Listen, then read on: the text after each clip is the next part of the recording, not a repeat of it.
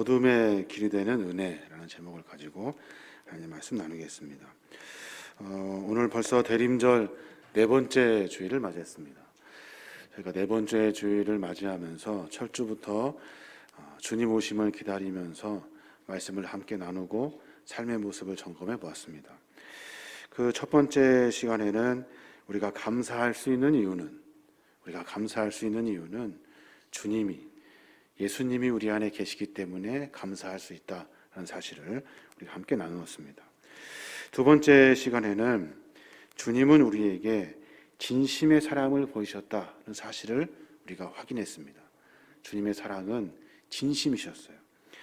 세 번째 시간에는 주님 오심을 기다리면서 우리의 신앙이 너무나 쉽게 타협되고 너무나 쉽게 외식적으로 변하고, 그리고 나서 우리의 신앙이 스스로 자만에 빠졌다는 것, 이 사실을 우리가 함께 확인하고, 내가 믿음과 신앙 안에 세상과 타협하지 아니하고, 내가 겉으로 멀쩡한 척, 믿음 있는 척, 외식적인 모습이 아니라 하나님 앞에 진실된 모습으로 살아야 된다는 이야기를 함께 나누었습니다.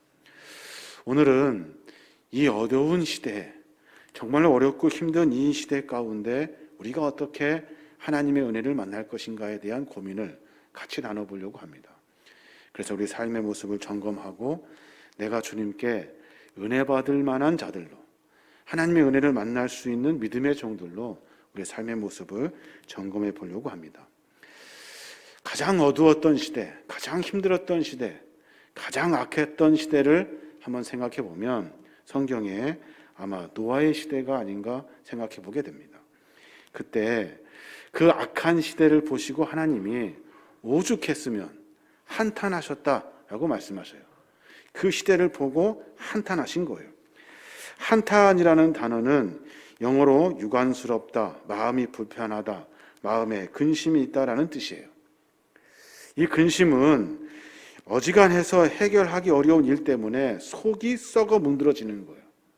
속이 썩어 문드러져서 우울하다라는 것을 근심이다라고 표현한다는 거예요.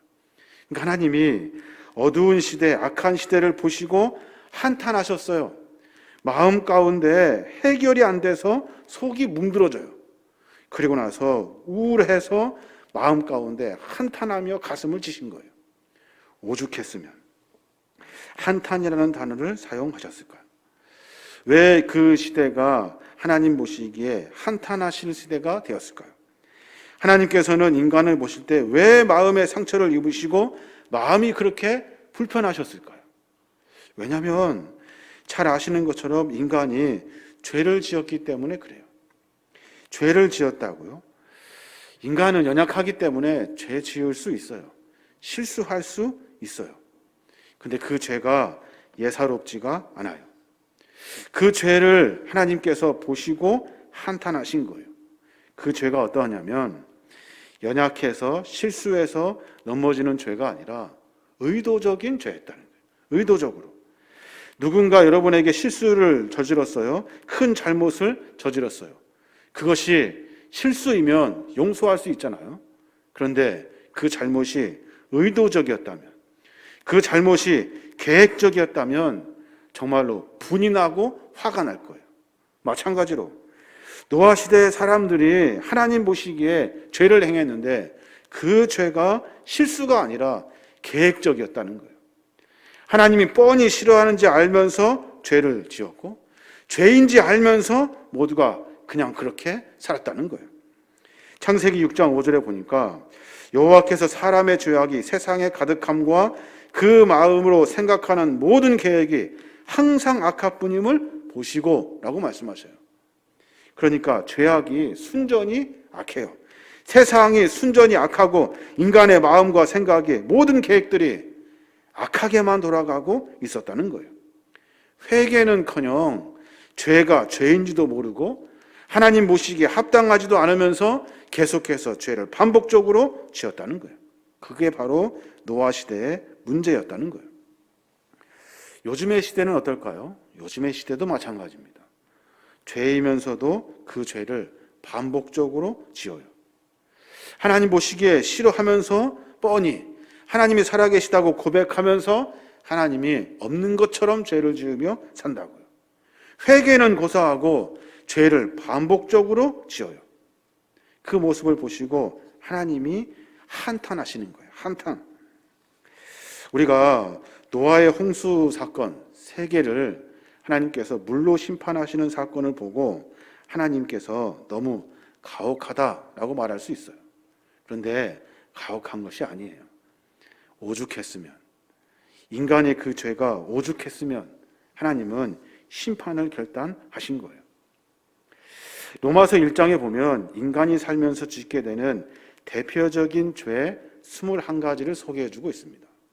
그 죄를 한번 보면 하나는 동성애, 모든 불의, 추악, 탐욕, 시기, 살인, 분쟁, 사기, 악독, 수군거리는 자요, 비방하는 자요, 여호와께서 미워하는 자요, 능욕하는 자요, 교만한 자요, 자랑하는 자요, 악을 도모하는 자요, 부모를 거역하는 자요, 우매한 자요, 배약하는 자요, 무정한 자요, 무자비한 자라라고 설명하고 있어요.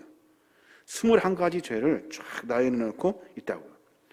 이 중에 가장 큰 죄가 뭘까요? 가장 큰 죄. 가장 큰 죄는 죄인 줄 알고도 회개하지 않고 또다시 죄를 짓는 죄. 그러니까 로마서 1장 32절에 보면 그렇게 말해요.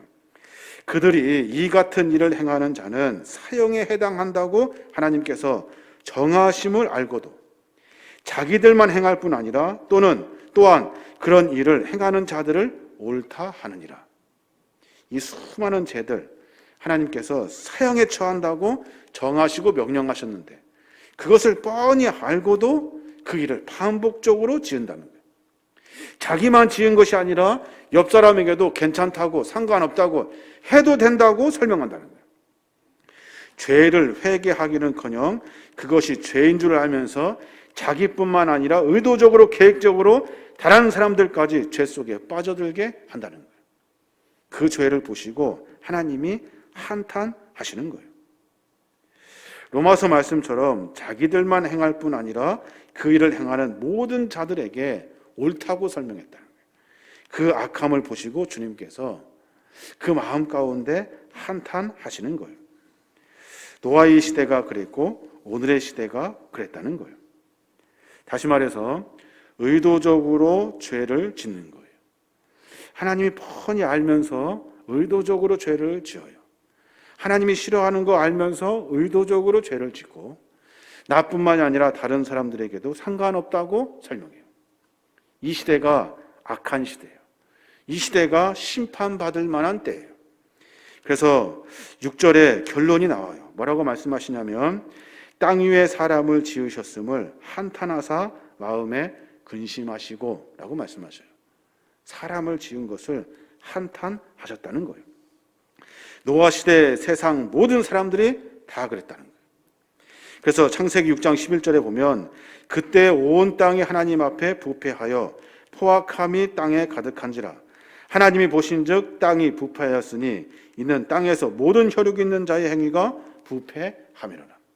세상을 보니 온 땅이 다 썩었대요. 하나님께서 보시니 온 땅이 다 포악함 뿐이래요. 악이 계속해서 반복되는 거예요. 그때 그 시대에 어둡고 죄가 가득하고 심판이 임박한 그때 어떤 한 사람이 있습니다.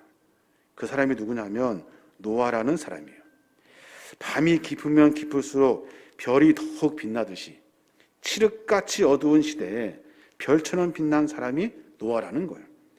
8절에 뭐라고 이야기합니까? 그러나 노아는 여호와께 은혜를 입었대요. 악이 아주 만연한 그 시대에 심판을 당한 그 악한 세상 가운데 노아만은 하나님의 은혜를 입었다는 거예요. 은혜는 그런 거예요. 은혜는 어두운 밤에 떠있는 별과 같이 아무리 세상이 어둡고 그리고 아무리 세상이 죄악 가운데 만연해 있어도 다 심판받을 만한 세상이어도 은혜 받은 사람은 따로 있다는 거예요. 아무리 세상의 심판 안에 놓여도 살아나는 사람은 따로 있다는 거예요. 그게 바로 하나님의 은혜라는 거예요. 성경에 나와 있는 가장 매력적인 구절이 8절이 아닐까 생각이 들어요. 그러나 노아는 여호와께 은혜를 입었더라. 사랑하는 여러분, 우리 인생에 우리의 삶 가운데 이러한 하나님의 은혜를 만나야 하는 거예요. 아무리 죄가 있어도 그러나 너만은 하나님의 은혜를 만났노라. 아무리 세상이 악해도 그러나 너는 하나님의 은혜를 만났노라라는 이러한 은혜가 우리 안에 있어야 하는 거예요. 이것이 우리의 삶의 은혜가 되어야 하는 거예요.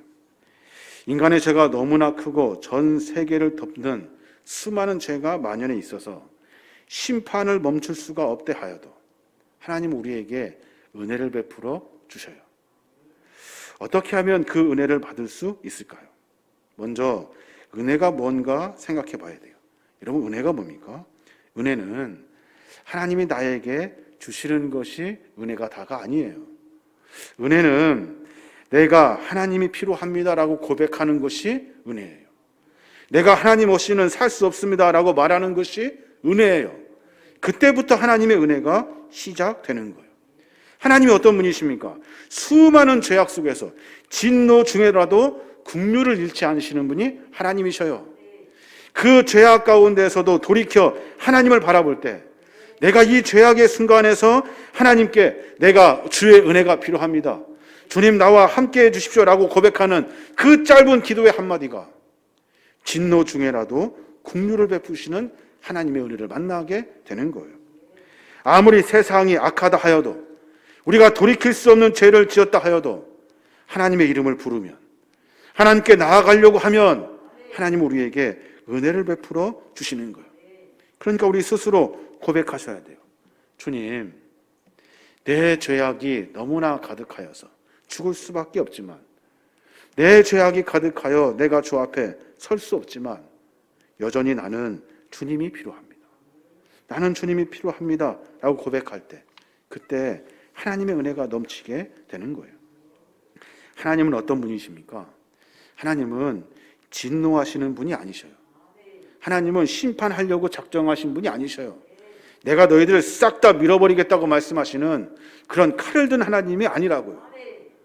용서를 구하면, 하나님의 이름을 부르면 긍휼이 많으신 하나님께서 용서하시고 그 은혜를 베풀어 주시는 분이 하나님이셔요. 그래서 시편 78편 38절에 보면 그렇게 말해요. 그런데도 그는 긍휼이 많으신 하나님이시기에 그들의 죄를 덮어주셔서 그들을 멸하지 아니하시며 거듭 그 노하심을 돌이키셔서 참고 또 참으셨다라고 말씀하셔요. 하나님은 진노하시는 하나님이 아니셔요. 아무리 죄를 지어도 하나님 용서해 주십시오라고 말할 때 하나님 우리의 죄를 용서해 주시는 거예요. 요나가 니느웨로 가라는 명령을 듣고 다시스로 가는 배를 탑니다. 하나님의 명령을 듣고 그 명령에 불순종하여 다른 길로 가는 거예요. 가서 풍랑도 만나고 바다에 던짐도 당하고 고기 뱃속에도 들어갑니다. 그러고 나서 결국에는 다시 니느웨로 가요. 가서 하나님의 말씀을 전합니다. 니느웨에게 회개를 선포하고 돌이키라 명령하라 라고 하는 그 말씀을 요나가 다시 듣고 그 말을 전해요. 요나가 가기 싫어서 니느웨를 버리고 다시스로 갔습니까? 그 일이 하기 싫어서 그 일로 간 것이 아니에요. 요나가 왜 그곳으로 갔냐면 하나님이 어떤 분이신지 알기 때문에 다시스로 간 거예요. 요나서 4장 2절에 보면 그가 그렇게 고백해요. 주님, 내가 고국에 있을 때 이렇게 될 것이라고 이미 말씀드리지 않았습니까? 내가 서둘러 스페인으로 달아난 것도 바로 이것 때문입니다. 하나님은 은혜로우시며 자비로우시며 좀처럼 노하지 아니하시며 사랑이 한없은 분이셔서 내리시려던 재앙마저 거두실 것임을 내가 알고 있기 때문입니다. 하나님이 어떤 분이셔요? 하나님은 진노하시는 분이 아니셔요. 하나님은 우리를 멸절시키려고 작정하신 분이 아니셔요. 하나님은 은혜로우시고 자비로우시고 사랑이 한이 없으신 분이셔요. 그러니까 요나가 생각할 때 자기 나라를 괴롭히는 니느웨 나라는 망해야 되는데 가서 내가 하나님의 말씀을 선포하면 그들이 혹 돌이켜서 다시 주 앞에 서며 그들이 하나님의 그 한없는 사랑을 만나 다시 살아나게 될까 봐 요나는 다시스로 도망간 거예요. 스페인으로 도망가 버린 거예요. 하나님은 그런 분이셔요. 만약에 노아의 시대에, 지금의 시대에 우리가 하나님의 이름을 부르면, 우리가 주 앞에 나아가면 하나님 우리를 용서하시고 은혜를 베풀어 주시는 분이셔요. 보십시오. 그 증거가 노아 시대에 수도 없이 반복되고 있어요. 노아 시대의 사람들에게 하나님은 수도 없는 기회를 주셔요. 너희들이 하나님의 이름을 부를 때, 너희들이 그 죄를 용서해 달라고 주 앞에 기도하기를 하나님은 수도 없이 기다리신다고요. 베드로전서 3장 20절에 보면 그들은 전에 노아의 날 방주를 준비할 동안 하나님이 오래 참고 기다리실 때 복종하지 아니하던 자들이라. 방주에서 물로 말미암아 구원을 얻은 자가 몇 명뿐이니 겨우 8명 뿐이니라. 무슨 말입니까? 방주를 준비할 동안 하나님은 오래 참고 기다리셨대요. 참고 또 기다리신 거예요. 너희들이 하나님의 이름을 부를 때까지, 너희들이 하나님 앞에 나아갈 때까지 기다리신 거예요. 죄로 인해서 멸망시키려고 작정하셔서 그 때를 기다리는 것이 아니라, 너희들이 제발 하나님의 이름을 부르면, 너희들이 주 앞에 나아가면 용서하시려고 준비하고 계신 거예요. 노아가 방주를 짓습니다. 방주를 얼마큼 짓냐면 80년에서 길게는 120년 동안 방주를 만들어요. 왜 이렇게 오래 걸렸을까요? 방주가 커서? 아니면 기술이 부족해서? 하나님은 못하실 분이 아니셔요. 맘만 먹으면 하실 수 있는 분이시잖아요. 그런데 80년, 길게는 120년 동안, 그 기간 동안 하나님이 기다리시려고 길게 시간을 늘어뜨리시는 거예요. 방주를 짓는 동안 계속해서 기다리시는 거예요. 그 기다린 기간이 방주를 지을 동안 하나님은 계속해서 기다리신 거예요. 보십시오. 노아의 할아버지는 무두셀라예요. 무두셀라는 969세를 살면서 성경에서 최고로 장수하며 살아갑니다. 왜 하필 무두셀라가 제일 오래 살았을까요? 왜 무두셀라가 제일 오래 살았을까요? 자기가 처음 만든 아담도 930년 살다가 죽게 하셨어요. 무두셀라의 아버지인 에녹도 당대 의인이라는 칭찬을 받았어요. 그도 365세 살다가 하나님께서 데려가셨어요. 그런데 왜 무두셀라는 969세 가장 길게 장수하며 살았을까요? 무두셀라의 아버지 에녹이 시대를 향해서 예언을 합니다. 그 악한 시대를 보고 예언했다고요. 유다서 1장 14절에 보면 아담의 칠대손 에녹은 이렇게 예언하였습니다. 보아라, 주님께서 수만 명이나 되는 거룩한 천사들을 거느리고 오셨으니 이것은 모든 사람을 심판하시고 모든 불경건한 자들이 저지른 온갖 불경건한 행실과 또 불경건한 죄인들이 주님을 거슬러서 말한 모든 거친 말을 들추어내어서 그들을 단죄하시려는 것이다 라고 선포해요. 너희들 불경건한 모습들을 하나님이 보시고 단죄하실 것이라고 무두셀라의 아부인 에녹이 시대를 향해서 예언했다고요. 그러니까 하나님이 천사를 보내어 불경건한 자들을 단죄하시려고 작정하신 거예요.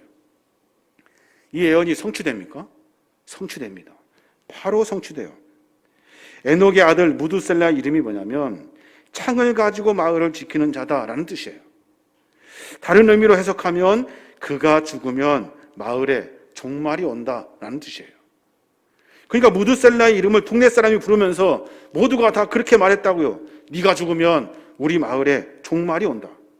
그런데도 불구하고 사람들은 죄를 돌이키지 않아요. 무두셀라가 그렇게 오래 사는 이유는 하나님께서 그들이 돌이킬 때까지 기다리고 또 기다리신 거예요. 무두셀라가 죽던 나이 969세, 그의 아들 노아 나이가 600세 되던 날 홍수가 시작됩니다. 에녹이 예언했던 심판이 시작되는 거예요.